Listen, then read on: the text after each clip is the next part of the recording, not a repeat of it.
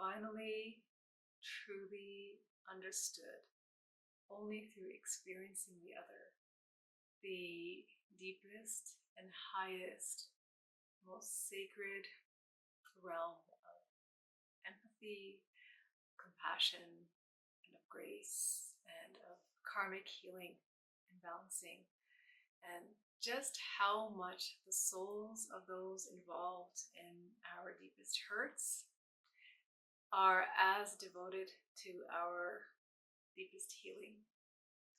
And ultimately, how as souls, all we want for each other is peace, to be free of suffering, and to be set free in all ways. Another gift from my beloved Father was the gift of not something beyond karmic healing, something beyond karmic balancing, but it was the gift of experiencing Him, not as a daughter, but His experience as a father, the gift of seeing something, experiencing it through His perspective. And it opened me, and I hope this serves you, to this reflection of how much we only experience, right, our life, our hurts, and our healings from our perspective. And if we are guided to experience empathy in a way that I'll share my experience so I can share what happened. So my father was unable to attend my wedding, and that was so heartbreaking for me at the time, and it was due to some bureaucratic last minute visa issues, and it was very heartbreaking for me at the time. He's a lifelong traveler between Pakistan and Canada, and used to international traveling. So at that time, I was so devastated because, like I've shared in this sacred series, The Gifts Through Grief with my beloved Father that He's bestowed upon me, I'd already forgiven so much. So by the time my wedding came, we were in a good place, and we were at that place where through boundary setting, through forgiveness, through the healing work, it's like, okay, we can kind of reconnect. It was a reconciliation time for us, and we weren't yet as unconditionally loving and close as we later become. So then when He couldn't come to my wedding, it felt for me like such a setback, like such a devastation. And I was angry that it was especially because of visa issues. I felt like He let me down, just not being, like, having these, basic responsibility or administrative, practical responsibility. Like, He couldn't, come just take care of that. And there was like a 1.5 year notice before my wedding, and I was very, very devastated at that time.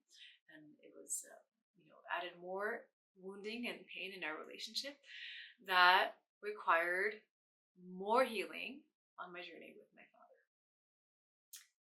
Thankfully, of course, it was all healed, and like I've shared, we came to such a beautiful place of all healed, all forgiven, and evolved and transcended in our human lifetime, right? Now, when my father passed in Pakistan, and I've already shared this in a different video, like the experience of witnessing as a gift from Him how far He wanted to show me I'd actually come through this spiritual healing journey by taking me back to Pakistan and turning a visit for the most heartbreaking moment of my life, my father's passing, and turned that into a pilgrimage. Before that, what was happening was I had to apply for the visa to go to Pakistan.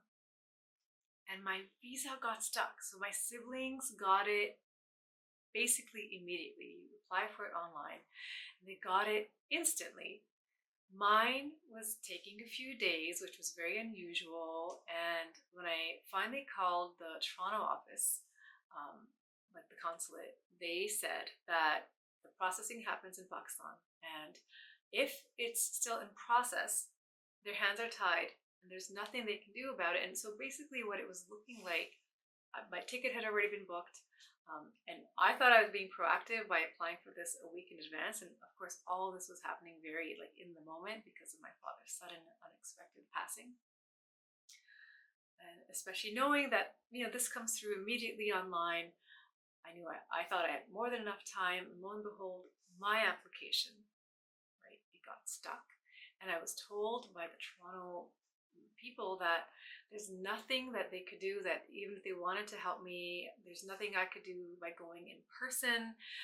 And everything that I was seeing online around contacting the embassy, like in Pakistan, was very hopeless looking. So I sent the emails, made the calls, left the messages, and everything I could do in my power to get this visa approved. They were even saying, even if it gets rejected, that's good because you can reapply and you'll get it. But because it was in progress, it was like stuck for some reason, and no one could tell me why. And in fact, the people that I spoke to, they were very confused. They said, this never happened, it's really unusual, everything, if there was something wrong in your application, it would have been rejected on the spot. It was a mystery. And then I realized that when I asked them, like, what would happen if it stays stuck, they said, then we're so sorry, you won't be able to go.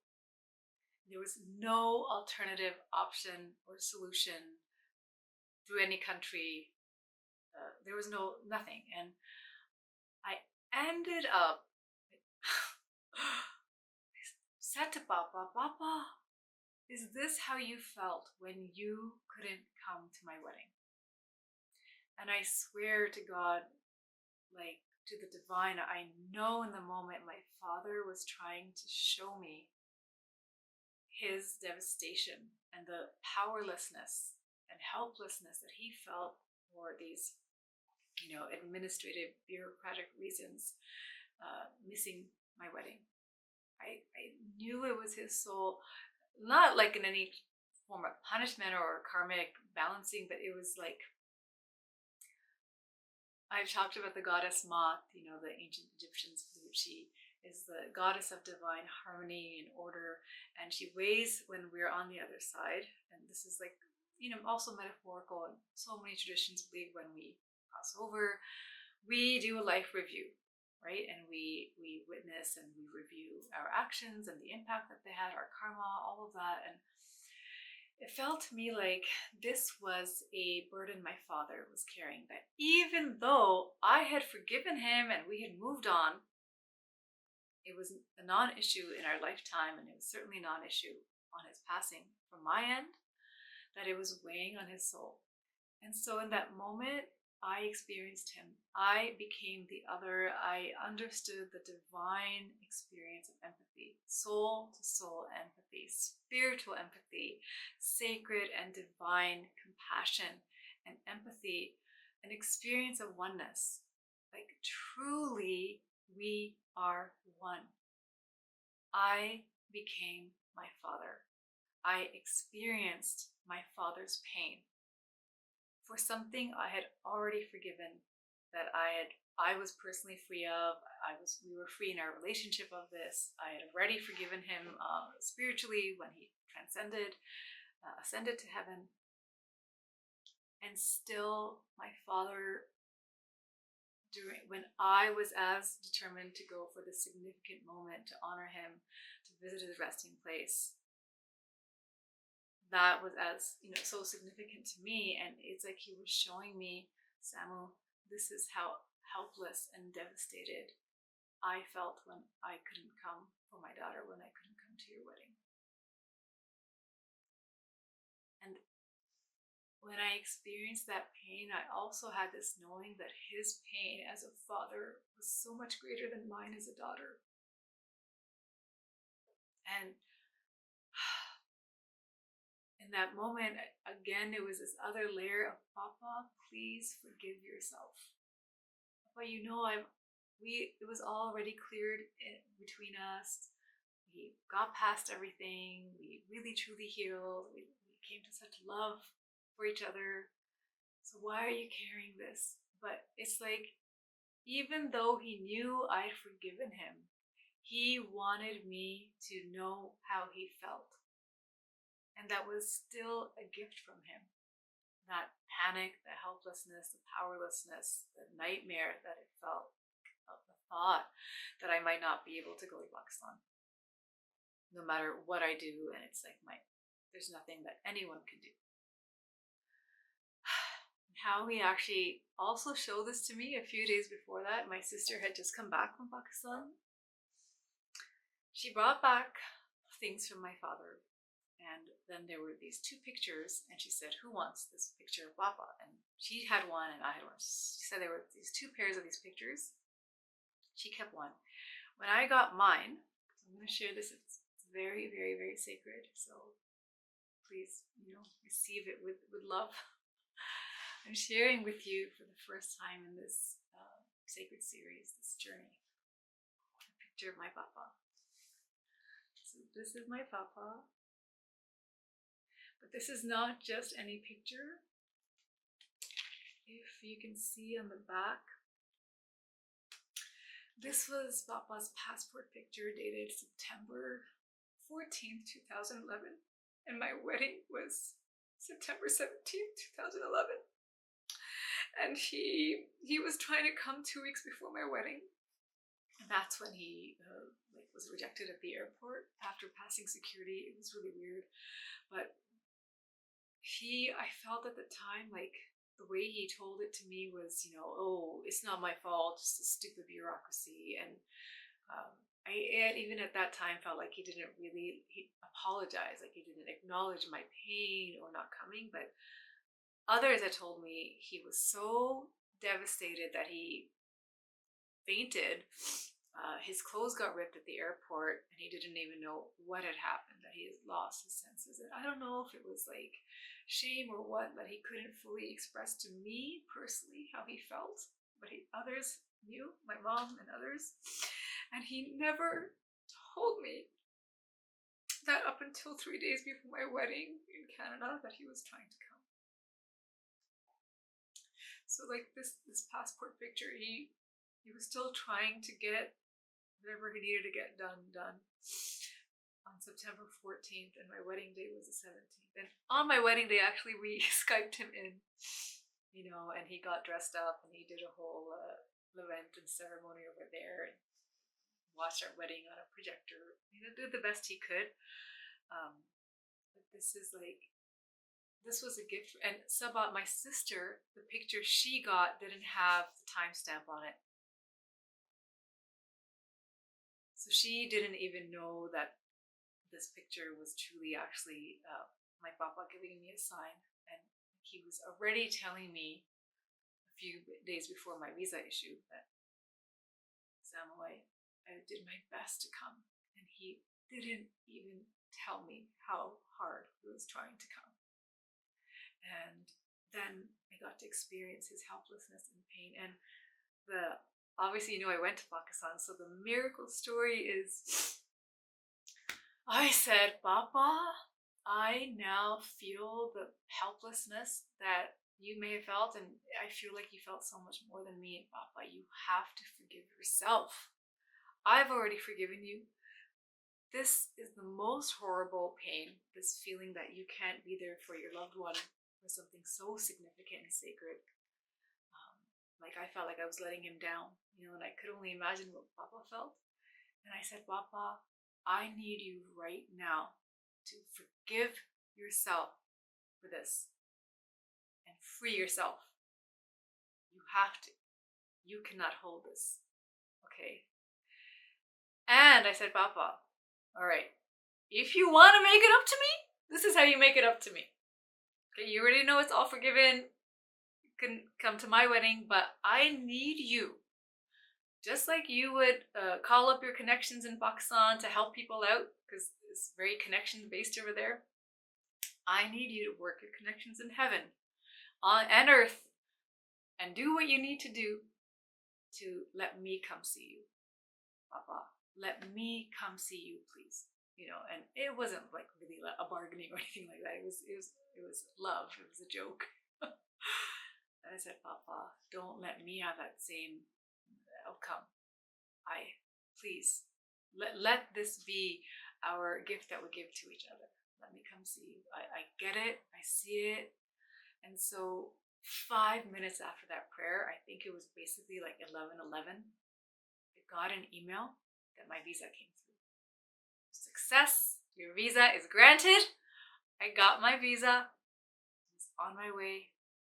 And you know, in the last one of the previous videos, I went to Pakistan and how that was a pilgrimage in itself. And here we are. Our loved ones give us this gift beyond healing, beyond karmic balancing, where I think